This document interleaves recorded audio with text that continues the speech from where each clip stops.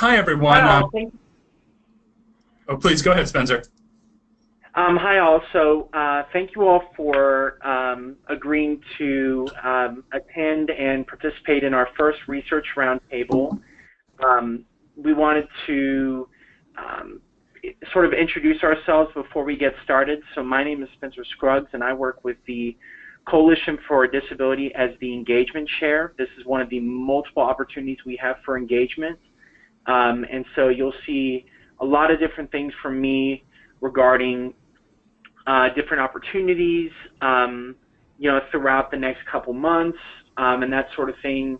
We're excited to provide this opportunity today, and I will now pass it over to our two presenters for today. Hi, everyone. I'm Zeke Kimball. I'm the research coordinator for the Coalition for Disability. I'm also an assistant professor at UMass Amherst, and we're joined today by one of my colleagues, Ryan Wells. Ryan's an associate professor of higher education and also the director of the Center for Student Success Research. Through our conversation today, we'll have an opportunity to learn a little bit more about Ryan, the work that he does, and also the Center for Student Success Research. I would be remiss if I didn't introduce Ryan properly by saying that he's one of the leading practitioners of what's called critical quantitative research in higher education, and he's really interested in questions of equity and student success and really who has access to opportunities in higher education. And so he'll be sharing some of his work specifically related to disability today.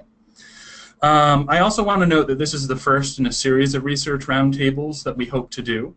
The goal is to bring in leading scholars to disability in higher education and learn a little bit more about their work and how it might inform the work of those who are doing student affairs practice, specifically work supporting students with disabilities, or those who are doing research on students with disabilities in their own right.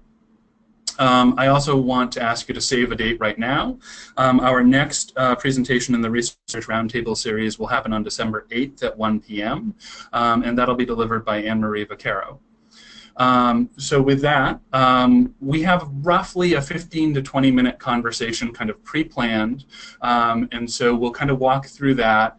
As that presentation is going on, do feel free to ask any questions that you might have. If it's a question that really needs to be answered or an issue that needs to be addressed immediately, please let Spencer know that, and he'll let us know so that we can address it.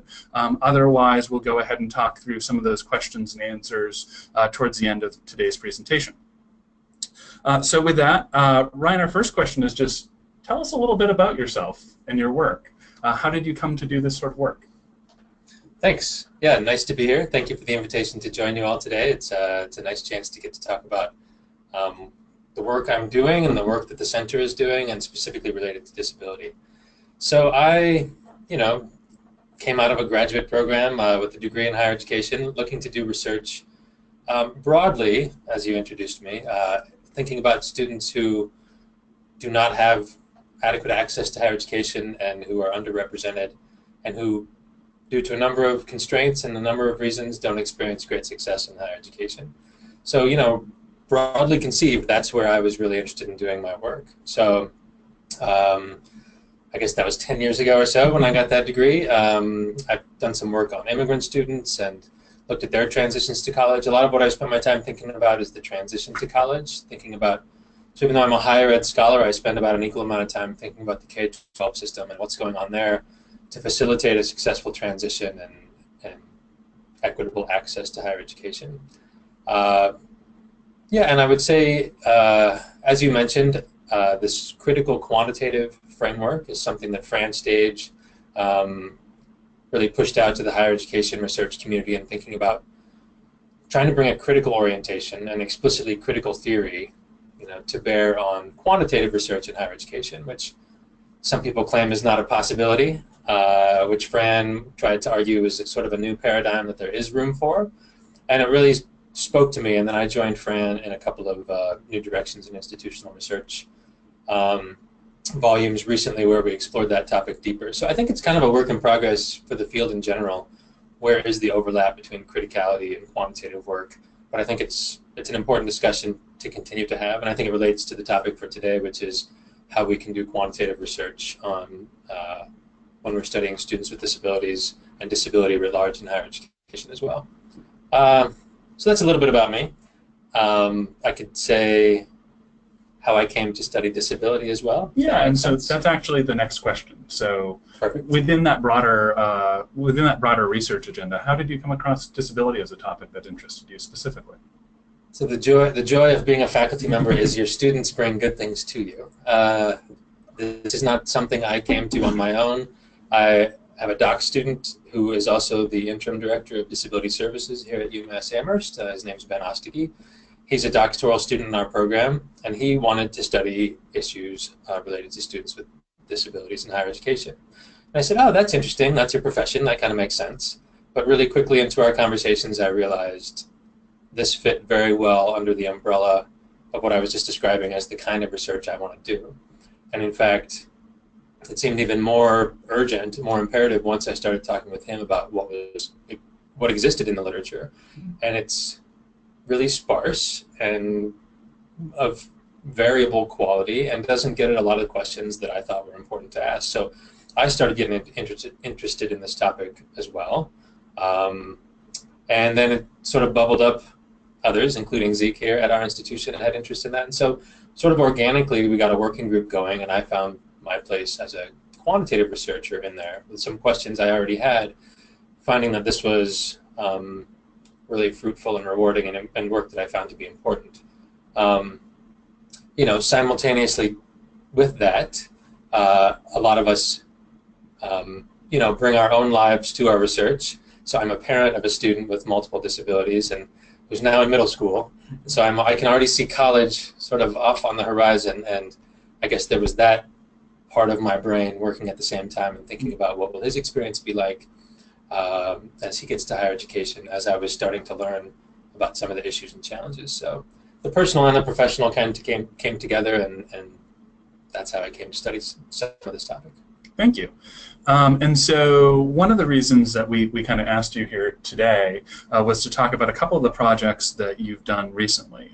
So one is a kind of major synthetic literature review where you kind of went through a large amount of literature that exists about students with disabilities in higher ed, and we're hoping that you might share a little bit of that. And then also, as you mentioned, a lot of your work is quantitative, and you've done quite a lot of work modeling college going and then STEM trajectories for students with disabilities, and we're hoping you're going to share a bit about that. And so for those of you on the call, this introduces a slightly more formal part of the discussion today, and I think, Ryan, you've got some slides as well. Indeed. All right. How do we screen share here?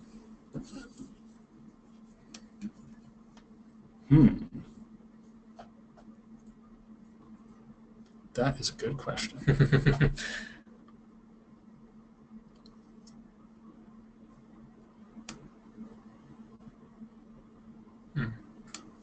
Sorry, y'all, we're encountering a brief technical difficulty that we'll have resolved hopefully shortly. I can start talking. All right. While you see if we can share the slides on the screen. So as Zeke mentioned, you know, there was this interest that bubbled up here in our higher education program, as well as from the special education program. They were happy to see people in higher education taking an interest in this topic. So in the whole college, we sort of had an interest bubble up, and we realized, you know, one of the first steps, if we're going to, you know, be a serious working group on this topic, is to figure out what's the lay of the land in the current literature. And we decided, okay, let's do a big literature review and sort of say, what do we currently know? What's the state of knowledge right now about disability in higher education? I don't think we knew quite what we were proposing to do when we said we were going to do it, but we made a proposal to the Higher Education Handbook, the Handbook of Theory and Research in Higher Education. They liked the idea, so we were sort of commissioned, so to speak, to write this, about a 70, 80 page lit review, essentially. And as a group, we reviewed and surveyed and read and all told probably about over 600 articles to try to figure out what was going on in the current literature. And so that's what we did. That's currently in press as of a year ago or so you can find that if you're interested. It's already out of date a little bit. There's starting to be more work done in this area, which is good. I think it's still fair to say that it's under-researched, but there have been a couple of books and a couple other things come out since we did that review. So happily there's more there, but I think it's still a relevant piece for those of you that are interested in a broad look at what's going on in the higher education literature related to disability. So we did that work. I think the things that we found, perhaps not surprisingly, but we confirmed it with our literature review. Am I able to show the slides? Or not so much. Quite yet. I can talk about the slides. All right, we'll get there. Are that by and large, right? They are underrepresented in a lot of pieces of literature. They're not. The research on disability and students with disabilities is often not in the top tier journals, what would be considered by many to be the best journals, and that's problematic in that sort of the marginalization of the research, if you will, or the status of the research, sort of indicates people's seriousness or the marginalization of the population itself in terms of how the research is represented and where in our scholarly journals the information could be found. You know, we broke it down a little bit by reviewing quantitative articles and qualitative articles. On the quantitative side of things, it was really variable. There was some good research, but not very advanced or rigorous methods. A lot of the questions that were being asked were being addressed by methods that were inadequate to really answer the question, or with lots of data limitations as well. And this isn't the researcher's fault necessarily. Collecting data is a challenge. A lot of times big national data sets or other data sources don't have useful information on disability, or with certain low incidence disabilities it's hard to disaggregate. So we found kind of a bit of a mess in trying to, the literature wasn't totally clear, and part of that's because of the variability of the quality. And then on the qualitative side, I think it's a similar story in that certain paradigms and certain ways of thinking about the work were more represented than others, but there wasn't a really good broad look at what's going on with students with disabilities in higher education. Yeah, and so I think that was a really good first step for all of us to kind of get our feet wet and understand what's going on. And from there, it was pretty clear some other areas that needed to be investigated. And so one of those is students with disabilities trajectories writ large, going to college, but within that is STEM. The reason that science, technology, engineering, and math is an interest, well, for a number of reasons, I guess. There's places like the NSF that say this is a group that's underrepresented in STEM, and therefore we need to know more about it. So there's sort of the external imperative. There's the national labor force kind of argument you could make, which is there's a shortage of workers in STEM fields, and if we're going to meet these needs in the workforce, we need to be helping all kinds of students be successful in STEM, and that includes students with disabilities. Those arguments are good. For me personally, the argument is STEM is one of the most lucrative careers. It's a solid pathway to solid jobs. It's a way for social mobility to happen for people, especially marginalized populations. And so I'm interested in that sort of equity and inequality side of why I think it's important to study STEM. So, all right, I think we have some slides being screen shared now. I'm gonna, do I touch something or say move ahead? So Spencer's actually going to advance them, so yeah, move ahead would be great. So we'll move ahead, Spencer. I'll backtrack before I talk about STEM because I forgot to talk about this particular slide. And Spencer, I'll go one more ahead and talk about the conceptual, there we go, conceptual frameworks.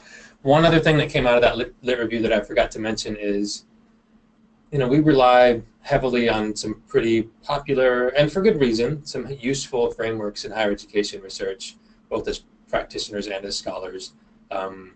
Things like campus climate models, Hurtado's diverse learning environments model, Waterman socialization. If you're talking about college access, it's things like Perna's model. We took a look at how the literature related to these models when we did our lit review, and part of what we found is that, well, first of all, they're not considered often when developing models, and the models would really need to be reworked and tweaked a little to be appropriate for this population.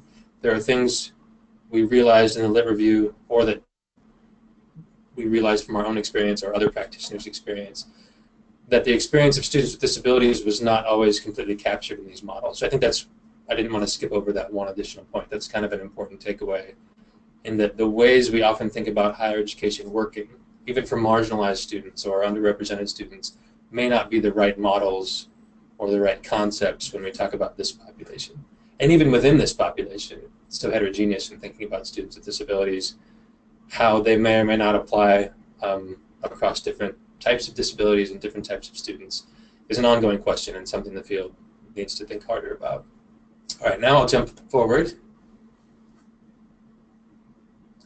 and talk a little bit about the STEM research. And there's two studies that I'll mention today, both of which were led by graduate students. I'd be remiss to take all the credit for these when really Josh Bittinger, one of our doc students, was largely responsible for leading the first one, and Kathy Manley, one of our other doc students, for the second one I'm going to mention. And these are both thinking about the transition to college and specifically what it means in STEM fields. And one of them was really focused on aspirations, right? Because in the sociological literature, there's a decades-old tradition of thinking about the role of aspirations. If people form positive aspirations for their college going and for their eventual occupation, that's a big predictor of success in those areas. So interestingly, I think we went in with the working hypothesis that well, students with disabilities are underrepresented in STEM, and therefore there's probably something going on with forming their aspirations, right? We can think about science and math teachers perhaps not instilling aspirations in these students to the same degree of other students, etc. In fact, we found very similar aspirations when you look in high school students. And so that was interesting, which led us to think, okay, there's something beyond the aspiration formation point through the college going trajectory, through that pipeline, if you will, because we know they're underrepresented when it comes to eventual STEM degrees and work and employment in the workforce. So that was an interesting first step for us. And from there we went ahead and looked at the STEM pipeline a little more in some finite steps. And so I'm going to jump to the next slide, please, Spencer, and show you all a graphic that I'll talk for just a couple minutes about, which shows some of our most interesting findings, I think. Okay, so what you're looking at here on the top is a set of bars, horizontal bars, for students with disabilities, and the bottom set of 4 bars is a comparison for students without disabilities. Okay, and this is using the ELS data set, which you don't need to know what that is, but it follows 10th grade students in high school, and it follows them longitudinally over a period of time, so you can see what their college going looks like, what they major in, all the way through to degree completion, if they do so within 8 years after graduating high school. And we looked at 4 key milestones along those trajectories when it comes to STEM. Right? One was, what was their high school math attainment, if you will? What was the highest level of math that they completed in high school? And hopefully you can read this on your screen, right? It's sort of no math, a low level of math, or a high level of math, okay? And you can see the comparison there. I'll say more about that in a moment. Then we looked at just, did folks go to college, right? And the bars there, the dark bar is no, right? No college at all. The sort of gray shaded bar is 2-year college, and the lines indicates a 4-year college. Then for those that go to college, we wanted to look at a major. Was it STEM? Was it non-STEM? Or were they not even in college at all? And then one other was undeclared, and I'll say more about that in a moment. And I know that the key says soft paradigm and hard paradigm. That's a framing, but you can think of hard paradigm as meaning STEM and soft paradigm as meaning non-STEM. Okay, and then finally we looked at degree completion. Were folks getting STEM degrees, non-STEM degrees, or no degree at all? Okay, so a couple of interesting things came out of this. Starting from high school math preparation, you can see pretty clearly students with disabilities are underprepared coming out of high school compared to other folks when it comes to math. So even if they have these high aspirations that we found in our other study, that level of under-preparation, lots of literature indicates that's problematic for STEM success. So that's sort of the first step in the pipeline. Then the next step is just who goes to college. You can see, again, quite clearly if you compare the top set of bars to the bottom set of bars, students with disabilities just aren't going to college at nearly the same rate as other folks. And that's true even if you adjust for the under-preparation. That's a big piece of it, but there is still some underrepresentation even when you take that into account. So we have some underpreparation, which leads to lack of college going. So you already have a very big disparity before you even talk about college students. And that's one thing I think it was important for us to put into context. We're interested in studying students with disabilities in higher education, but if you want to think about access and success, it's important to think about who's not in the picture. And already you can see in that top bar, there's lots of students with disabilities dropped out of the conversation before we ever get to college. So once you take that into context, then when you look at amongst those who actually do go to college, what's happening with STEM? Well, interestingly, if you just look at the proportions, and it's a little hard on the bars, but you can imagine of those that went to college, if you just look at the proportion that majored in STEM versus non-STEM, those proportions are actually very similar between students with disabilities and students without. And so if you run a statistical model, and this is where quantitative research gets critiqued for not being too critical, right? Okay, I didn't get my statistically significant finding. I can say with confidence, right, that students with disabilities are not underrepresented in STEM because they're majoring at the same rates as non-STEM students. Well, it's not that that's untrue exactly, but that's taken completely out of context. We already said there's a whole bunch of students with disabilities who are already left behind and are out of the pipeline. And a finding that we weren't really looking for, but that came up, is this idea of undeclared majors. If you can look at the proportion of students in college who are undeclared, it's much higher for students with disabilities than without. So even though of those that declared the proportions were similar, there's an interesting story to be told here around why are students with disabilities not declaring majors at the same rate as others? And what does that mean for time to degree? And what does that mean for ultimate success or financial aid? Right? There's a whole bunch of interesting questions here that these kinds of stories can tell, and that complicate the sort of naive finding that there's no difference in STEM majoring. So that was one thing. And then similarly, if you go on to look at degree completion, there's this similar phenomenon where if you just look at your statistical model and say, are they graduating with STEM degrees at the same rate as others? You might argue yes. But in the context of the larger picture, students with disabilities actually are just not graduating with any kind of degree at a much higher rate. So not getting into college at this higher rate, undeclared majors, which might have something to do with the fact that they're not completing degrees, or at least not in a timely fashion. So anyway, this tried to put the STEM pipeline in a larger context and came up with some interesting findings around the trajectories for students with disabilities and led us to some interesting points for future research as well. So that's the short or long-winded version, depending on your opinion, about those two studies that you asked me about, the literature review that we did collaboratively, and then a couple of studies where we started looking quantitatively at students with disabilities in STEM specifically. All right, thank you.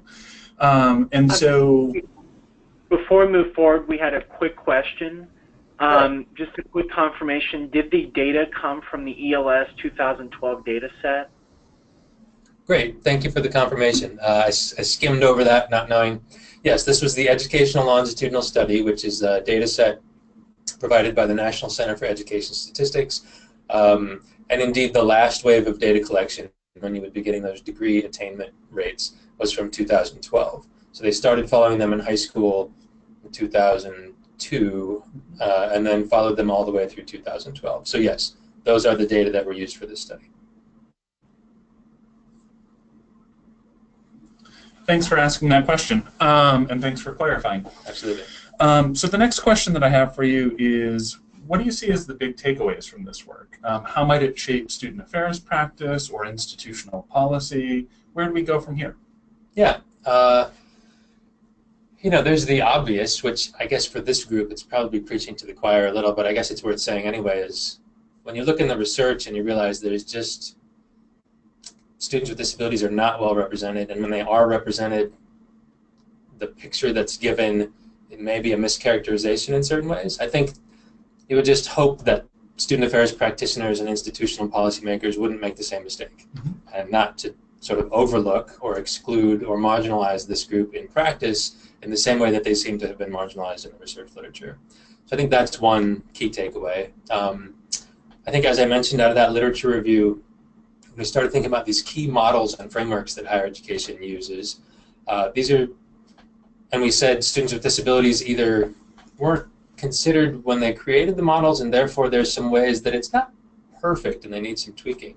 I think there's a broader lesson to be learned there, which we have a lot of student development theories, we have a lot of models or best practices, which I'm guessing many of which were developed, I think it's an educated guess, without thinking about students with disabilities and the breadth of experience across those students with disabilities. And so I think it's incumbent upon institutional folks, practitioners who work with students but who also set policy to think about just, are the frameworks we're coming at our work, whether it's formal theory or whether it's sort of theory and practice, just what's my logic model for this program, or just are they inclusive of thinking about the experiences of students with disabilities? And I think it's safe to say the answer is often no, but I think if we can push in that direction at the same time that we're trying to push the research literature in that direction, that would be useful. And I hope folks, I think often the practice side does better in terms of understanding and trying to do this sort of thing. So speaking back to researchers like myself and saying, okay, well, this is what we know is working on the ground, but it's not represented anywhere in the literature would also be helpful. So not only this research to practice or theory to practice, but having practice speak back to researchers like me is useful for us to know how to change our work that would be most helpful. So I think those are a few things. On the STEM side specifically, well, I guess the implications of that I think come out of that study aren't even STEM specific necessarily. It's looking at the more nuanced picture of these pipelines and not taking them out of context. This finding of undeclared majors, you can see why that would be problematic in a whole number of ways. Like, what's the advising structure? What's the number of credit hours that's being recommended? How are they being advised with occupational counseling? It doesn't need to be different than any student, but it needs to be taken into account of what those needs are. Just like faculty need to think about how to accommodate and teach in a way that's inclusive of all students, we need to think about all those other pieces of the student experience in the same way. So that's not STEM specific, but I think that's one of the things that grew out of our STEM study. Thank you. And so that's actually a really kind of convenient place to ask you, where are you going next with this work? I have a slide because I knew you were going to ask me that. So if we could go to my last slide there. So I've become really interested in this notion of cost of disability. And again, it's largely, I'd like to take credit, but largely driven by student work and work from other folks, including yourself, who've pushed to think about what is it in relation to cost. So I'm a quant guy, my mind goes immediately to the money, and I think there's a really good argument for why students with disabilities are being marginalized in financial ways as well. Right? I just mentioned they might be advised to take fewer credit hours or to go on part-time status, right? So then you have a longer time to degree, so then you're actually paying more money for your degree than some other folks. It also gets into financial aid complications about your eligibility when you start doing things like that. And then on top of that, when you think about just the cost of attendance or the cost of living, there's some decent research out there that's not education related, just about the population as a whole, about the higher cost of living for people with disabilities. And yet when we do these financial aid and other costs of education considerations, those are often not included adequately.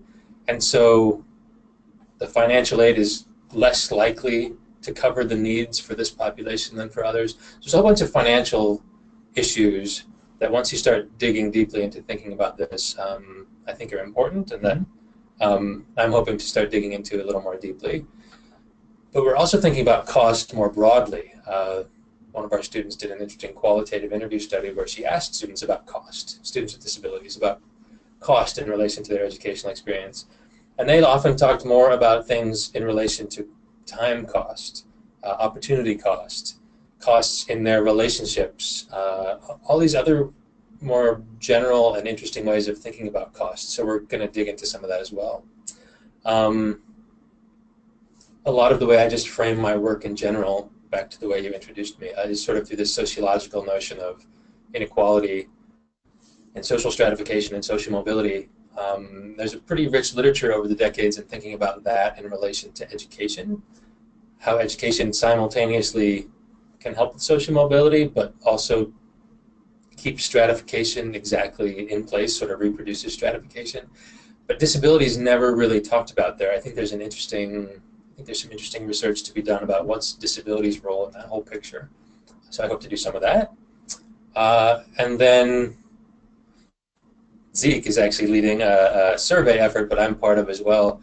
There's not a lot of good data on this population, coupled with the fact that institutions are sometimes struggling with how best to serve this population of students.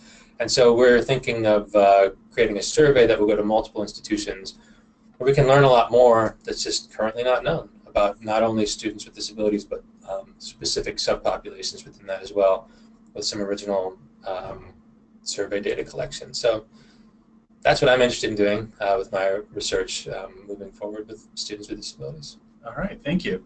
And then the final thing that I wanted to ask you about is at various times you've either mentioned directly or kind of talked around the Center for Student Success Research, which you are the director of. And given its role in your work, I'm hopeful that you can kind of share a little bit about that with folks on the call. Sure. Yeah, so the Center for Student Success Research here at the University of Massachusetts, Amherst, just started. We were officially recognized this summer, so we are now an official campus center. But this started a few years back with conversations amongst researchers and practitioners on our own campus and regionally, just thinking about there's so many people working on student success issues, and yet we're not talking to each other in effective ways. The researchers, as always, aren't always talking to the practitioners effectively. Programs are happening even on one campus sometimes, but especially in a regional context or nationally, and we're not learning from each other about what's working and what's not. And we have in our college and amongst the people involved in the center a really explicit focus on underrepresented and under-researched student populations. So we were interested in bringing together this knowledge, but with a slightly more narrow focus on these populations and on questions of equity and social justice and inequality in relation to student success. And when we say success, we're thinking quite broadly about access to higher education, the experience in higher education, and what that leads to after. It's sort of the whole pathway or the whole pipeline, if you will. And so our center is doing various projects in relation to that. For example, we've done some work on first-generation students in STEM, Black international students and their success. We're working on grant proposals right now, so the center will often be the educational evaluator or assessment component on a larger grant. So I'm partnering with some folks in environmental science, and we're going to provide scholarships to low-income students, but there's a maker component to it. So they're interested in the makerspace idea, which is pretty hot now on college campuses, and I'm trying to overlay the classic sort of higher education student engagement ideas on top of that, but all with the idea of promoting low-income student success in environmental science. So the center plays that kind of a role. We try to support other things people are doing with our knowledge about what can help student success. And so, as you might guess from the presentation today, one of our big focus areas right now is students with disabilities as a subpopulation. So we have a pretty robust working group doing lots of qualitative and quantitative and programmatic initiatives around students with disabilities in college. And we have two sort of more startup working groups that we're hoping to get some momentum around soon, around rural students and their student success, as well as transnational or immigrant students and what's leading to their, or hindering their success in higher education as well. So the center's new. We're sort of have a lot of different ways we could go, but we're looking to partner with people who are interested in success for underrepresented students and seeing how we can help support that. All right, thank you. And thank you all for listening and also for bearing with us through our technical difficulties. We're now at the point where we're in kind of an unstructured conversation. So if you all have any questions about anything that Ryan talked about or things that kind of bubbled to mind that you may be confronting on your own campuses, we'd love to take those questions now.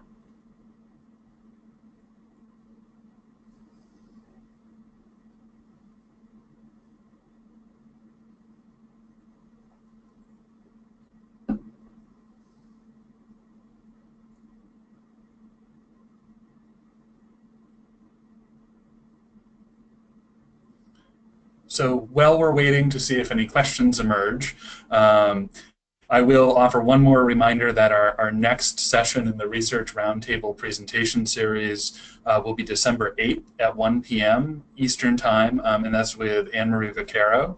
Anne-Marie will be talking about some of her work focused on the way that students with disabilities form a sense of purpose and choose a major while in college, and then also likely will be able to share some of her research on the way that student affairs practitioners think about and work with students with disabilities. So we have a couple questions that have just come in. First question is, was it possible to investigate by specific disability with the data set for the STEM pathways? Yeah, very good question. The short answer is no, and this is a real limitation, right? I think we've written about this elsewhere. There's a whole other level of marginalization that I'm complicit in here, right? By referring to students with disabilities in a quantitative study as one homogeneous group, sort of this one dichotomous variable, when in fact it's way more complicated than that, both by disability type, but also by the fluidity of a disability identity and how it can change over time. So there's a whole bunch of admitted issues with doing this kind of work, especially when you're limited by the data set to this binary, dichotomous variable of, did this student identify as having a disability or not? And it's also problematic in that was identified at one point in time years earlier, so by the time you're there, you're actually introducing a fair amount of error as to whether you actually have the right population. So I'm always of the mind, it's sort of the old statistician George Box quote, right? Like, all models are wrong, but some are still useful. I think that it's still useful research in moving the conversation forward, but it's a great question, and there's a whole bunch of limitations here, which to me lead to recommendations for NCES, for other people collecting data, for the field as a whole, about there's much better ways we could be collecting data to get to oversample these students so that we could do better in the future, to take a disability question on surveys at every point in time to understand how folks are changing their disability identity. We know it's not static by any means. So I think, so yeah, that's the long answer. The short answer was it's a binary variable in these studies. I will say the next wave, so there's sort of the old NELS, which was from like the 80s and 90s. The next version of that was the ELS data set from NCES. All of these are data sets that follow students from high school into college, right, in sort of a 10 or 12-year longitudinal study.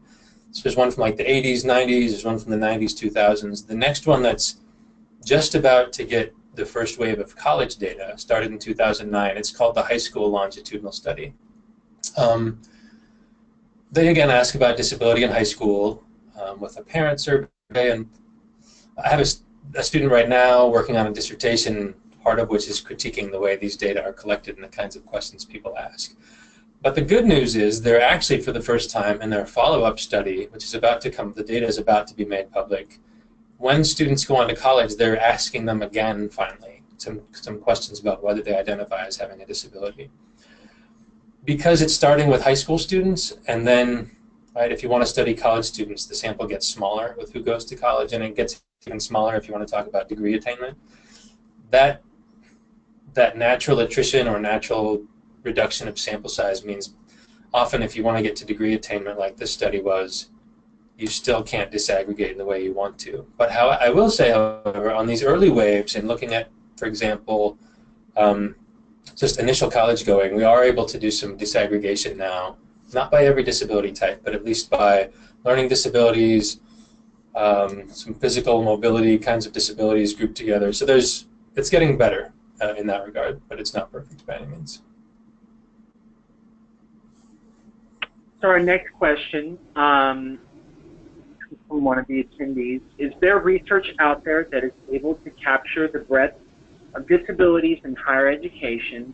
I have students that would be applicable for STEM careers as compared to others that would not be able to perform the minimal job requirements.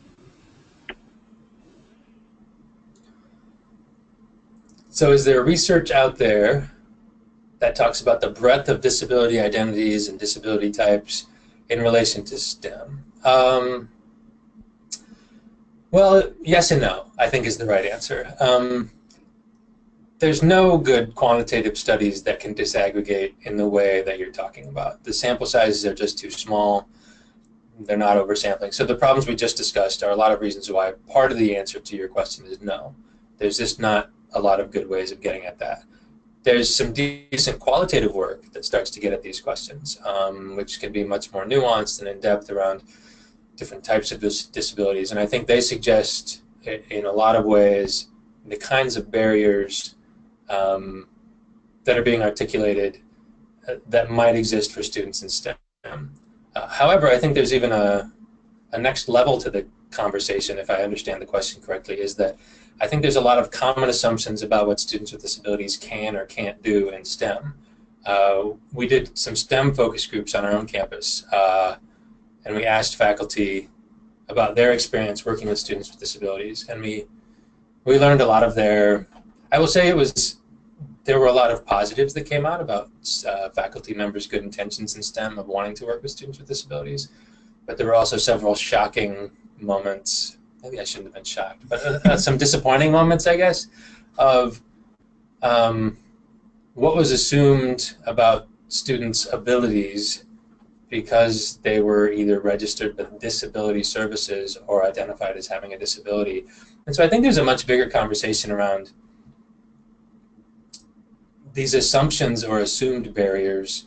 You know, STEM is pretty broad. There's computer science. There's a whole bunch of STEM fields that are open to a number of people in a number of ways. And I think the STEM employers recognize that the diversity of experience and the diversity of ways of knowing things are valuable to teams and to product development and to a whole bunch of stuff in the workforce. I think we're a step behind in education in recognizing that there's value in that diversity. So I don't want us, even with the question, to get boxed into thinking about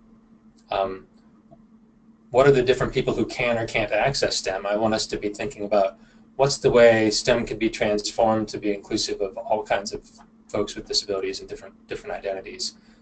You know, I think it's starting to be recognized more readily now with sort of neurodiverse populations that brains working in different ways can be a really positive thing when you're trying to solve certain kinds of problems, especially in STEM. But I think that way of thinking in a slightly different paradigm about students with other kinds of disabilities as well can also be applied to STEM fields. So that's maybe not what you were asking, but that's my tangent thoughts about the question. And I'll just add that there have been a few studies that look at transition from higher education into career that have used quasi-experimental or even experimental methods on some occasions to look at how you can modify the kind of belief structure and behavior of students with disabilities. So oftentimes students with disabilities internalize stigma in such a way that they may modify career trajectories preemptively, even before the marketplace says, no, we're not accessible to you, they're making these decisions. And so that literature base suggests that proactively intervening with students with disabilities can help them to maintain career aspirations. There are another set of studies that also look at modifying the behavior of employers, and those also suggest a great deal of success in getting them to think about folks with disabilities differently. And as Ryan was mentioning, really viewing a kind of diversity of perspectives and a diversity of skill sets as an asset rather than as a kind of hindrance to the routine functioning of organizations. Wonderful. So I guess another question that we had somebody ask, because of the limitations that you described, how do you really interpret graduation rate for students with disabilities? And what does that tell you, really?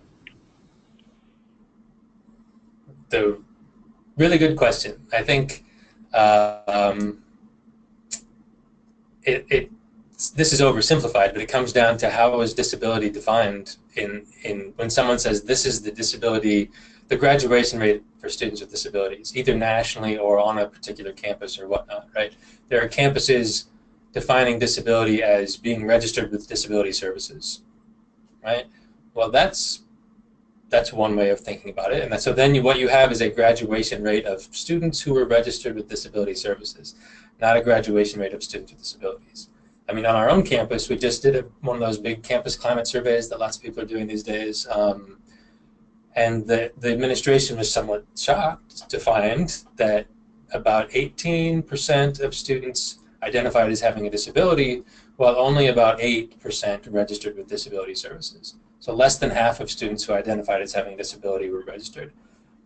They just couldn't imagine why that would be the case. Well, again, this group I'm sure knows a bunch of reasons why that might be the case, but so who are we talking about when we talk about a graduation rate? And so I think if you can narrowly define it according to how it was measured, it might have some meaning, right? There might be meaning to a campus to understand like that amongst our folks registered with disability services, here's the graduation rate, here's how it compares to others, and that might give them some useful information to tweak their services. But to think that that's capturing the experience of students with disabilities is in almost all cases, I would argue, wrong if you're trying to make a broader claim. So, and if you think about these national data sets, right, it's interesting, I mean, because if you really want to get technical with what I just said in relation to the study I was just describing, we're describing graduation rates from college of students who had an IEP in high school. You can see why that's hugely problematic. So what are we really measuring? Like that's what we're really measuring. Is that useful? Yeah, I think it's useful to show.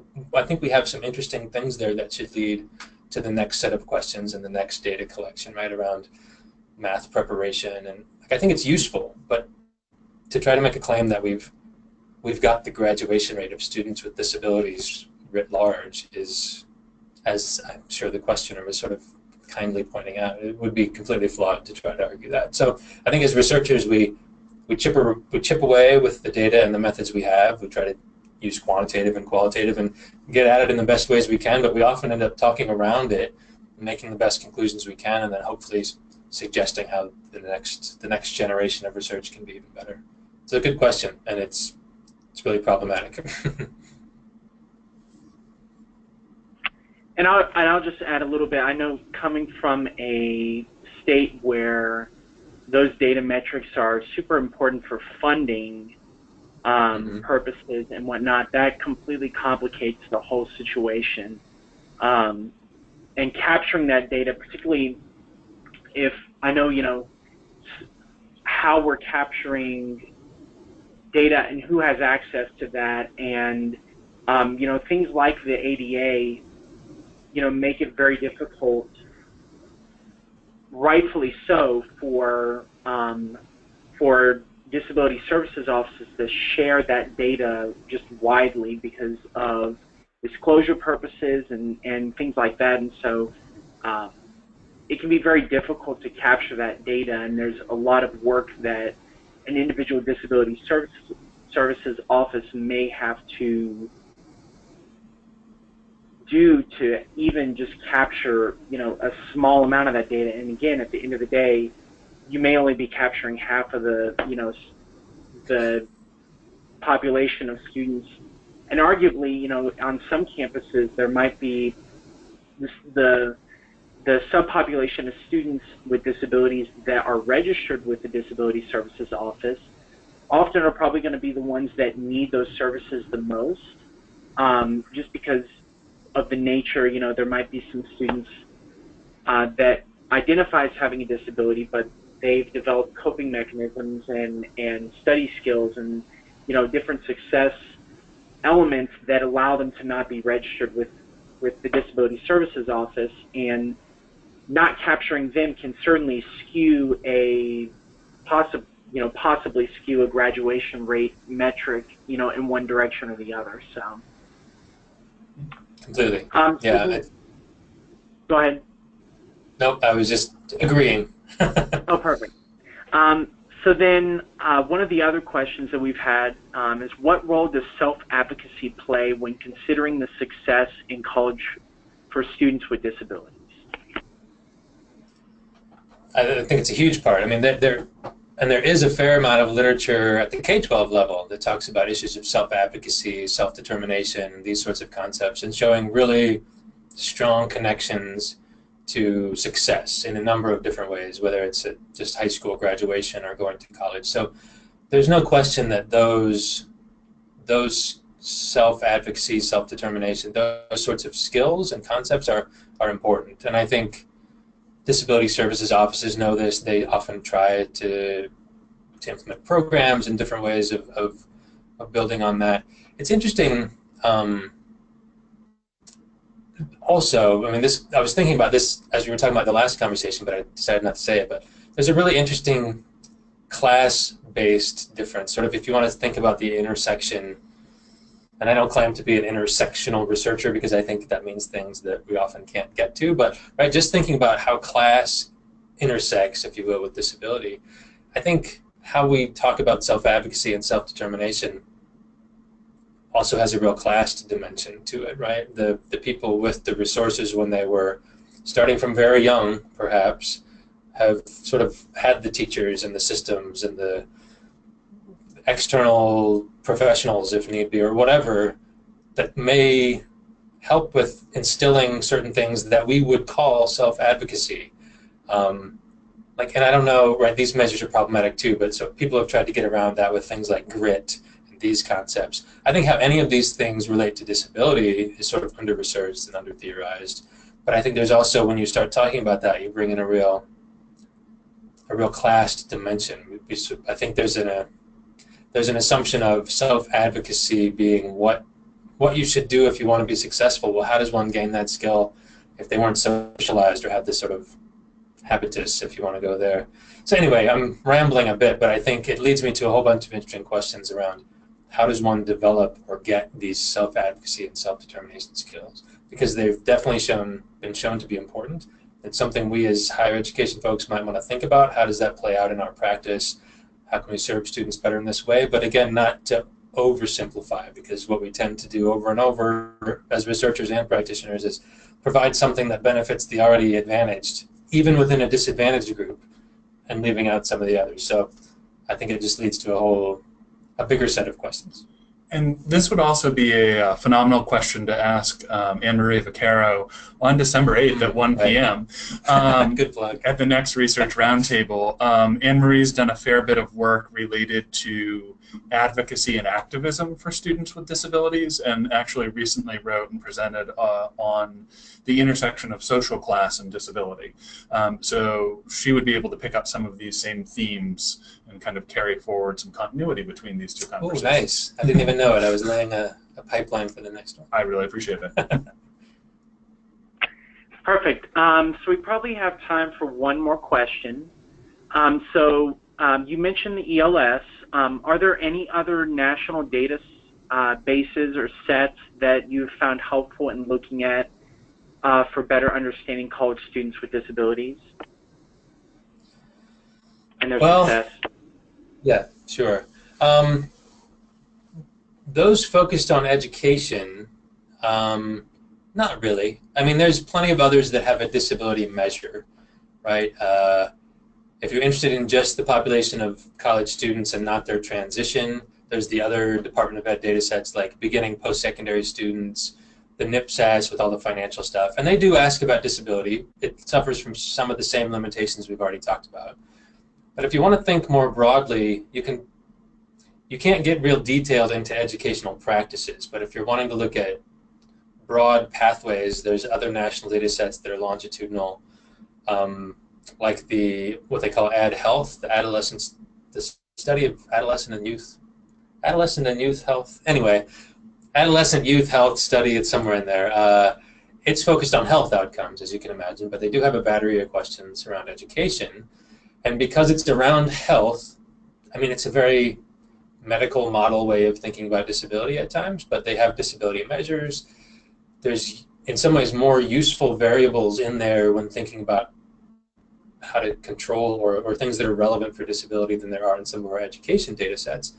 And we got really excited here because AdHealth was the only one we ever found that oversampled a population of people with disabilities. They oversampled people with physical disabilities.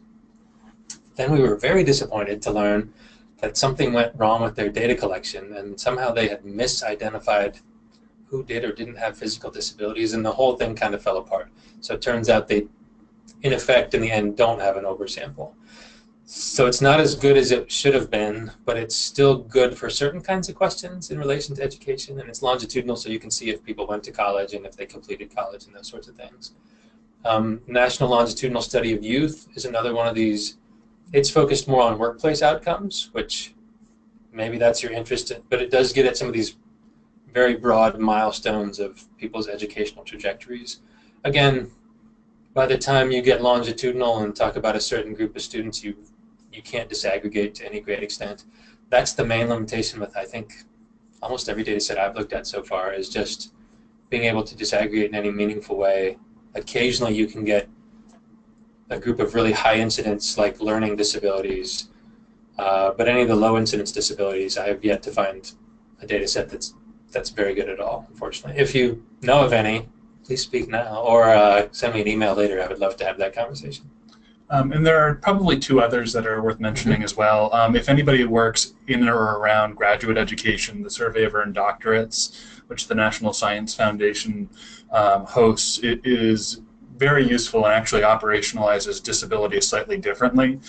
They use a functional impairment model asking about the way in which someone experiences kind of five or so major life domains. And so that introduces some really interesting complications when you're operationalizing disability quantitatively.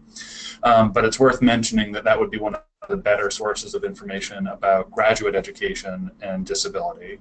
And then also, of course, we should mention NLTS2, the National Longitudinal Study of Transition. And that is specifically a data set related to students with disabilities.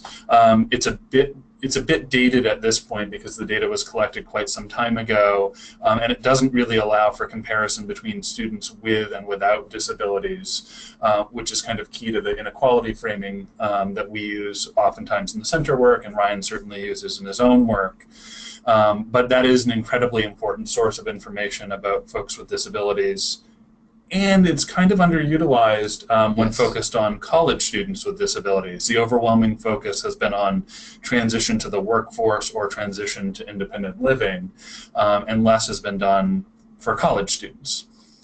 There's also currently ongoing data collection for the updated version of NLTS.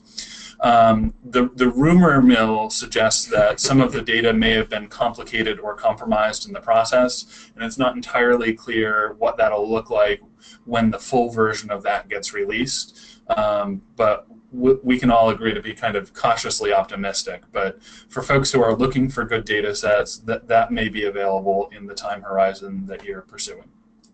Yeah, that was a major oversight in my comments. So I'm really glad Zeke's sitting here, because NLTS2, it's dated, but it's the most up-to-date data that you can actually get down. You can't. The sample sizes are still too small to do every disability type they have, but you'll get way more specificity, way more potential disaggregation than any other data set. So thank you. I can't believe I forgot to say that. So with that, I think we've kind of reached the end of our allotted time.